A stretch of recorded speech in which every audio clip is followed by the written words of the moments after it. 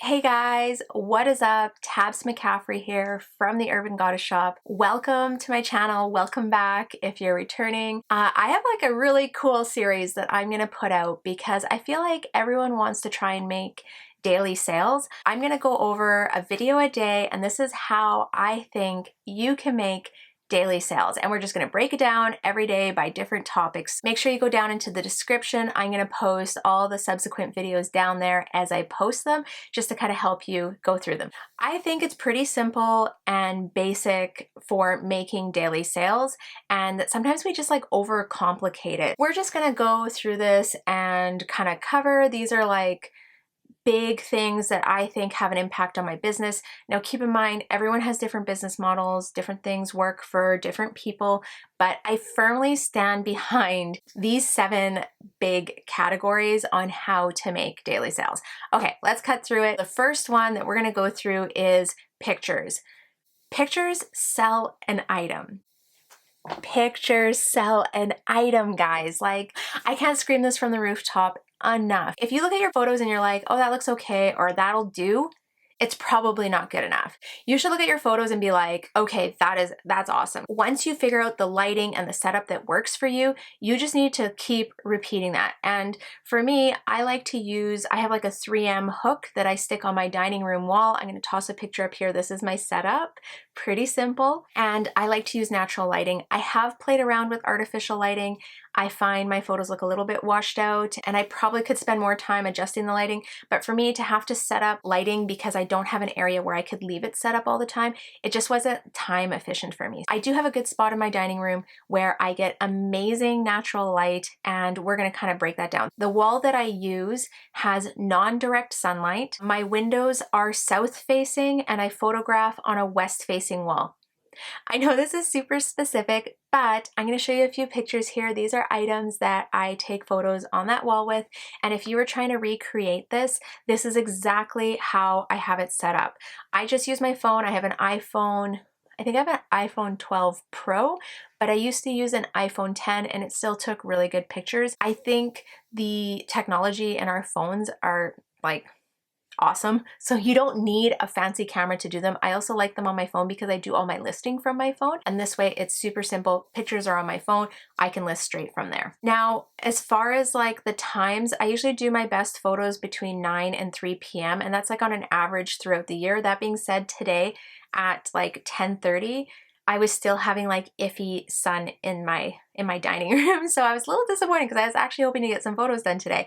So this will depend on the season. Now, another thing that I don't like is when the sun is really golden. So in summer, I find like after 5 o'clock, the sunlight is just so golden that it changes the tone of my photos, and I try not to photograph later. So I do use like daytime photographing. I'm fortunate enough that I have 1 or 2 days a week where I can do all my batch photography.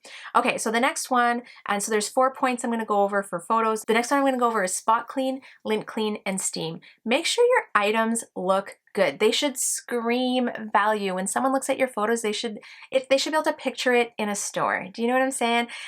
Nothing will turn a buyer off quicker than an item that's covered in lint, covered in cat hair, has stains on it, or is maybe just all wrinkled. Not saying that you can't sell those items, you definitely can, but if you want to get top dollar for your items, I would recommend making them look storefront friendly. I also like to use that white background. My photos look like they belong in like on a store website. Do you know what I mean? Okay. When I catch an item that has a spot, I will usually try and spot clean it and let it set for 30 minutes, let it dry, and then photograph it. If that spot cleaning doesn't work, I may or may not toss it in the washing machine. That'll depend on, I guess, how much I paid for the item and what I think the item is going to be valued at. If I don't feel like it's worth the effort to wash it, then I'm probably just going to return it back to Value Village the next day with the receipt and do an exchange for a different item. You can totally do that. I try not to soak up the costs of poor items, especially when I'm paying up at a place like Value Village. If I was going to the bins, I mean, you chalk it up. Same with a consignment store. I tend to be way more cautious in a consignment store, probably because I'm paying more money for the item. I find the mistakes are a lot less, but Value Village, I tend to be in a bit more of a hurry. Regardless, if you can clean it, clean it. If not, maybe you exchange it, but try and have clean items that you're listing. The next one is I like to take at least 5 photos. I think the more photos, the better. It gives your buyer a really good idea of the item.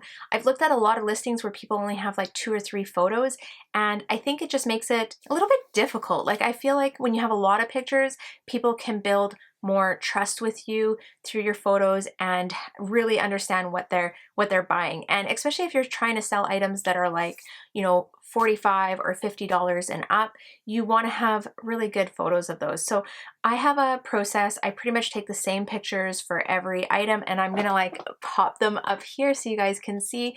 I usually take a front photo, a bottom corner photo, which would include like a pocket and a sleeve, close up, and this way they can see kind of the hem or if there's any detailing around the cuff, the brand tag, which is usually at the top of the neck, and a material content tag, which is usually in the side seam, and a back photo. I'll also include a hand in a pocket photo. Sometimes I'll like stick my hand as far in the pocket as it will go so they can kind of get an idea of the depth of the pocket. A collar close up I may do, or any other details that are in the item that I feel like are a selling feature. Again, the more pictures, the better. They're so simple and easy to take. You already have your camera out, you're already taking these photos. Why not snap as many as possible?